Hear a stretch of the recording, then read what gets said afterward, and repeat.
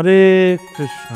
বাংলায় একটা প্রবাদ রয়েছে, মুখে রোচুক আর না রোচুক খাও তিতা, বোঝো আর না বোঝো পড়ো গীতা।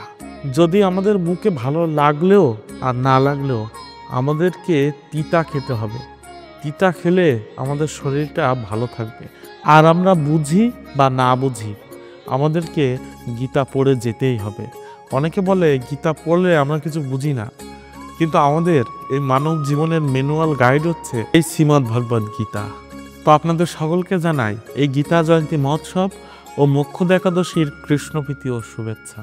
তো শ্রীমদ্ ভগবদ গীতা হচ্ছে আমাদের একটা ম্যানুয়াল গাইড। আমরা যেমন বাজার থেকে একটা টিভি কিনে আনি, একটা ফ্রিজ কিনে আনি, সেই ফ্রিজটা টিভিটা কিভাবে পরিচালনা করতে হবে সঙ্গে একটা ম্যানুয়াল বই দিয়ে দেন, ঠিক তেমনই ভগবান যে মানুষ সৃষ্টি করলেন, এই মানুষের কি করা উচিত, মানুষের কিভাবে চলা উচিত, কেমন আচরণ হওয়া উচিত, কেমন চরিত্র হওয়া উচিত, তাদের কর্ম কেমন হওয়া উচিত, তাদের কর্তব্য কেমন হওয়া উচিত, তাদের আচরণ কেমন হওয়া উচিত, তার সকল কিছু একটা বইয়ের মাধ্যমে তিনি লিখে আমাদের জন্য প্রস্তুত করে পাঠিয়ে দিয়েছেন। সকল শাস্ত্রের সার হলো এই গীতা। আমাদের এজন্য গীতা পড়তেই হবে। প্রত্যেকটা মানুষের জন্য এই গীতার জ্ঞান হৃদয়ঙ্গম করা অত্যন্ত আবশ্যক। যে ব্যক্তি এই গীতাকে তার হৃদয়ে ধারণ করতে পারবে, সেই কেবল তার জীবনের পূর্ণতা অর্জন করতে সক্ষম। অনেকে হয়তো আমরা মনে করে থাকি এই গীতার জ্ঞান তো মহাভারতের সময় 5000 বছর আগে এসেছে, তাহলে এর আগের মানুষ ঋষিমুনিরা তারা তো গীতার জ্ঞান পাননি, তাহলে তারা কি করে এত ভালো ভদ্র ছিল? ভগবান রামচন্দ্রের সময় তারা কি করে তাদের জীবিকা নির্বাহ করেছিল? আসলে এমনটা নয়। ভগবান 4th অধ্যায়ের 1ম শ্লোকে নিজেই বলেছেন, পূর্বে আমি এই জ্ঞান বিভাষণ সূর্যদেবকে দান করেছিলাম, এবং সূর্যদেব এই মনুষ্য জাতির জনক মনুকে এই অব্যয় জ্ঞান দান করেছিলেন, এবং তিনি ইক্ষ্বাকু মহারাজকে এই গীতার জ্ঞান, এই অব্যয় জ্ঞান যোগ দান করেছেন। এবং সেটা এখান থেকে 12 কোটি বছর আগে, সেখান থেকে এই জগতে শ্রীমদ্ ভগবদ গীতার জ্ঞান প্রবাহিত হয়ে রয়েছে। সমস্ত ঋষি মুনি আর্যভট্টের সকল মানুষ তারা এই গীতার জ্ঞান অনুসারে তাদের জীবিকা নির্বাহ করত। কিন্তু মধ্যখানে এই সংযোগ বিচ্ছিন্ন হয়ে যায়, মানুষ গীতার জ্ঞান থেকে নিজেকে সরিয়ে নিয়ে যায়। আর তার জন্যই ভগবান এই গীতার জ্ঞানকে কুরুক্ষেত্রের ময়দানে পুনরস্থাপন করেন। ভগবান তো এই গীতার জ্ঞান একজন ঋষিকে দিতে পারতেন, একজন মহাত্মাকে দিতে পারতেন, কিন্তু তা নয়, তিনি তার বন্ধু অর্জুনকে, তার সখাকে দিয়েছিলেন। তার সখাকে দিলেও তিনি তো অন্য যে কোনো সময় তাকে এই গীতার জ্ঞানটা দিতে পারতেন, কিন্তু নয়, তিনি তার গীতার জ্ঞানটা দিয়েছিলেন যুদ্ধের সময়, এবং সেই জ্ঞানটা দিয়েছিলেন দুই পক্ষের মাঝখানে দাঁড়িয়ে। কেননা ভগবান এই যে গীতার জ্ঞান দিয়েছেন, এটা সকল মানুষের, সকল শ্রেণীর মানুষের জন্য পালন করা, মেনে চলা কর্তব্য, এই জ্ঞান গ্রহণ করা কর্তব্য। তো ভগবান এখানে কোনো পক্ষপাতিত্ব করেননি, এজন্য দুই শ্রেণীর মাঝখানে দাঁড়িয়ে তিনি অর্জুনকে গীতার জ্ঞান দিয়েছিলেন। আমাদেরকে এই শিক্ষা দিয়েছেন যে অর্জুন একজন কর্মবীর, একজন কর্মযোগী। তো আমরা হাজার কর্মের ভিতরে থাকলেও আমাদেরকে এই গীতার জ্ঞানটা নিতে হবে, এবং এই গীতার জ্ঞানটা আমাদের তখনই নিতে হবে যখন আমাদের সামনে মৃত্যু আসন্ন। তো আমাদের সামনে কার কখন মৃত্যু হবে আমরা তো ঠিক জানি না, সেজন্য আমাদের উচিত এখন থেকে গীতার আশ্রয় গ্রহণ করা। অর্জুনকে গীতা দানের মাধ্যমে ভগবান আমাদেরকে এই শিক্ষাই দিতে চেয়েছিলেন। এই শ্রীমদ্ ভগবদ গীতা হচ্ছে সমস্ত শাস্ত্রের সারাতি সার। এই গীতা শাস্ত্র পড়লে তার আর কোনো গ্রন্থ পড়ার দরকার পড়ে না। যে ব্যক্তি এই গীতা শাস্ত্র অধ্যয়ন করে, স্বয়ং ভগবান বৎসপ্রিয়া গাভীর মতো তার পিছনে ধাবিত হন। এতটা ফলদায়ক এই শ্রীমদ্ ভগবদ গীতা। তো ভগবান অর্জুনকে গীতার জ্ঞান দান করেছিলেন এই মোক্ষদ একাদশীর দিন। আমার পরমানন্দ গুরু মহারাজ শ্রীশ্রীমৎ জয়পতাকা স্বামী গুরু মহারাজ তাই এই একাদশীকে গীতা জয়ন্তী বলে থাকেন। তা এই দিনটা হলো গীতা জয়ন্তীর দিন, মোক্ষদ একাদশীর দিন। তো আপনারা এই একাদশী অবশ্যই পালন করবেন। যারা কোনো একাদশী পালন না করে এই গীতা জয়ন্তীর একাদশীটা অবশ্যই পালন করে থাকে, কেননা এটা সর্বশ্রেষ্ঠ এই দিনই ভগবান মানব কল্যাণকারী শ্রীমদ্ ভগবদ গীতা আমাদের মাঝে দান করেছিলেন। এই দিন আপনারা চেষ্টা করবেন অন্তত শুধু গীতার শ্লোকটা পড়ে বা অনুবাদটা পড়ে হলেও গীতাটা পড়া, সম্পূর্ণ পড়ার। এই গীতা জয়ন্তীর দিনই একটা ক্লাসে তোমার জয়পতাকা স্বামী গুরু মহারাজ তিনি বলেছিলেন যে সমাজের 4টি বর্ণ রয়েছে, ব্রহ্মচারী আশ্রম, গৃহস্থ আশ্রম, বানপ্রস্থ আশ্রম, সন্ন্যাসী আশ্রম।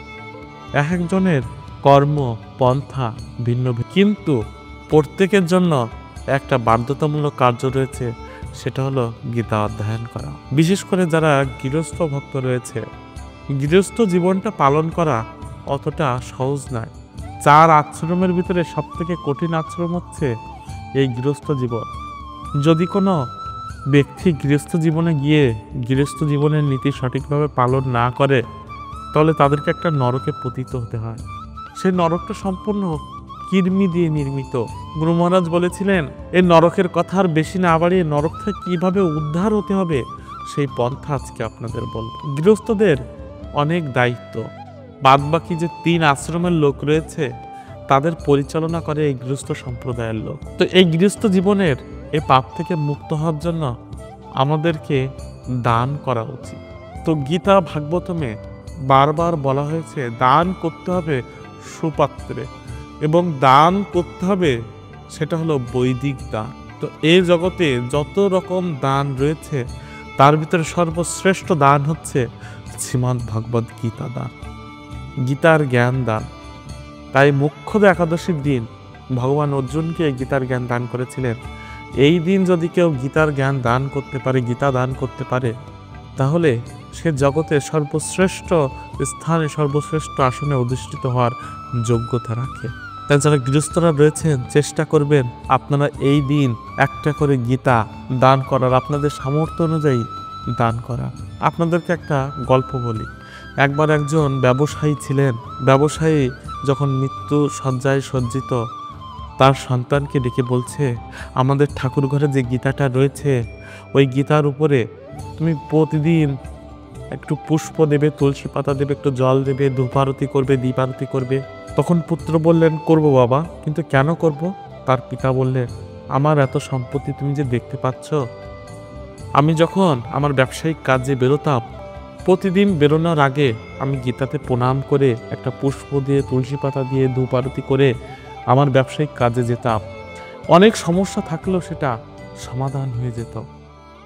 পুত্র বলল বাবা তুমি শুধু গীতাতে প্রণাম করে একটু পুষ্প দিয়ে, ফুল দিয়ে যেতে তার ফলে এত কিছু গড়ে তুলেছ, তাহলে ভাবুন যদি আমরা ওই গীতাটা পড়ি, গীতাতে ভগবান আমাদের যে কর্ম করতে বলেছে সেটা আমরা করি, কতটা ফল লাভ করতে পারবো। এজন্য এই গীতা জয়ন্তীর দিন থেকে আপনারা গীতা দানও করবেন এবং বেশি বেশি করে গীতা পাঠ করবেন, যেন দুর্লভ মনুষ্য জীবন থেকে আপনারা মুক্তি লাভ করতে পারেন। এই একাদশীর নাম হচ্ছে মোক্ষদা একাদশী। এই একাদশীতে গীতা দান করলে আমরা মোক্ষ লাভ করতে পারবো, একাদশী ব্রত করলে মোক্ষ লাভ করতে পারবো। ততক্ষণ আমি বললাম আপনাদের গীতা জয়ন্তীর মাহাত্ম্য, এখন বলবো মোক্ষদা একাদশীর মাহাত্ম্য। তো এই মোক্ষদা একাদশী পালিত হবে 2024 সালের 11ই ডিসেম্বর এবং পরদিন পারণ ভারতে সকাল 6:30 থেকে 9:35 পর্যন্ত, আর বাংলাদেশে 7টা থেকে 10:05 পর্যন্ত। এই মোক্ষদা একাদশীর মাহাত্ম্য হলো যুধিষ্ঠির বললেন হে বিষ্ণু, আপনাকে আমি বন্দনা করি, আপনি ত্রিলোকের সুখদায়ক, বিশ্বেশ্বর, বিশ্বপালক ও পুরুষোত্তম। আমার একটি সংশয় আছে, অগ্রহায়ণ মাসের শুক্লা পক্ষের যে একাদশী তার নাম কি, বিধি বা কি, ও কোন দেবতা এই একাদশীতে পূজিত হন তা আমায় বলুন। শ্রীকৃষ্ণ বললেন হে মহারাজ, আপনি উত্তম প্রশ্ন জিজ্ঞাসা করেছেন, যার মাধ্যমে আপনার যশ চতুর্দিকে বিস্তৃত হবে। এখন এই একাদশীর কথা আমি বর্ণনা করছি, যা শোনা মাত্রই বাজপেয় যজ্ঞের ফল লাভ হয়। অগ্রহায়ণ মাসের শুক্লাপক্ষের এই একাদশী মোক্ষদা নামে পরিচিত। সর্বপাপ বিনাশিনী ও ব্রত মধ্যে সর্বশ্রেষ্ঠা এই একাদশীর দেবতা শ্রী দামোদর। তুলসী, তুলসী মঞ্জুরি, ধূপ, দীপ ইত্যাদি উপচারে শাস্ত্র বিধি অনুসারে শ্রী দামোদরের পূজা করতে হয়। পূর্ব বর্ণিত বিধি অনুসারে দশমী ও একাদশী পালন করতে হবে। এই উপবাস দিনে স্তব, স্তুতি, নিত্য গীত আদি সহ রাত্রি জাগরণ করা কর্তব্য। হে মহারাজ, প্রসঙ্গক্রমে একটি অলৌকিক কাহিনী আমি বলছি। মনোযোগ দিয়ে এই ইতিহাস শ্রবণ মাত্রই সর্বপাপ ক্ষয় হয়। যে পিতৃপুরুষেরা নিজ নিজ পাপে অধজনী প্রাপ্ত হয়েছে, এই ব্রত পালনে পূর্ণ ফল বিন্দু মাত্র তাদেরকে দান করলে তারাও মুক্তিলাভের যোগ্য হন। কোনো এক সময়ে মনোরম চম্পক নগরে বৈখানস নামে এক রাজা ছিলেন। তিনি ছিলেন সমস্ত বৈষ্ণব সদ্গুণে বিভূষিত। প্রজাদের তিনি পুত্রের মতো পালন করতেন। তার রাজ্যে বহু বেদঙ্গ ব্রাহ্মণ বাস করতেন। রাজ্যের সকলে ছিল বেশ সমৃদ্ধশালী। একবার রাজা স্বপ্নে দেখলেন যে তার পিতা নরকে পতিত হয়েছেন। তা দেখে তিনি অত্যন্ত বিস্মিত হলেন। পরদিন ব্রাহ্মণদের ডেকে বলতে লাগলেন, হে ব্রাহ্মণগণ, গত রাত্রিতে স্বপ্নে নরক যাতনায় পিতাকে কষ্ট পেতে দেখে আমার হৃদয় বিদীর্ণ হচ্ছে।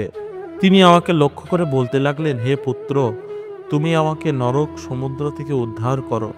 তার সেই অবস্থা দেখে আমার অন্তরে সুখ নেই। আমার এই বিশাল রাজ্য, স্ত্রী, পুত্র, কিছুতে আমি শান্তি পাচ্ছি না। কি করি, কোথায় যাই, কিছুই বুঝে উঠতে পারছি না। আমার পূর্বপুরুষেরা মুক্তি লাভ করতে পারবে এমন কোনো পুণ্যব্রত, তপস্যা ও যোগের কথা আমাকে উপদেশ করুন। আমি তা অনুষ্ঠান করব। আমার মতো পুত্র বর্তমান থাকা সত্ত্বেও যদি পিতামাতা পূর্বপুরুষেরা যদি নরক যন্ত্রণা ভোগ করতে থাকেন, তবে সেই পুত্রের কি প্রয়োজন? ব্রাহ্মণগণ বললেন, হে মহারাজ, আপনার রাজ্যের কাছে মহর্ষি পর্বত মুনির আশ্রম রয়েছে। তিনি ত্রিকালজ্ঞ। তার কাছে আপনার মুক্তির উপায় জানতে পারবেন। ব্রাহ্মণদের উপদেশ শ্রবণ করে মহাত্মা বৈখানস তাদের সঙ্গে নিয়ে সেই পর্বত মুনির আশ্রমে গমন করলেন। তারা দূর থেকে ঋষিবরকে ষষ্ঠাঙ্গ প্রণাম করে তার কাছে গেলেন। মুনিমর রাজার কুশল বার্তা জিজ্ঞাসা করলেন। রাজা বললেন, হে প্রভু, আপনার কৃপায় আমার সবই কুশল।